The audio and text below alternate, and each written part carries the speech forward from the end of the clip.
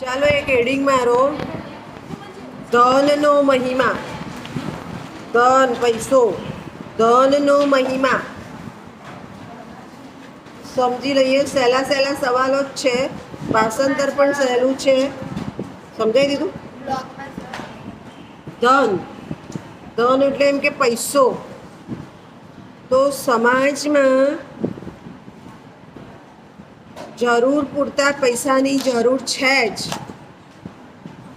પૈસો નહીં હોય તો તમારા કેટલાક કામ થઈ શકતા નથી.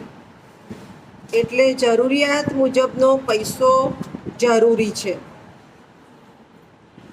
ત્યાર પછી આપણને એમ કહે છે કે એ જે પૈસો છે, જે રૂપિયા, જે ધન છે, એ 3 ગતિ થાય છે એની.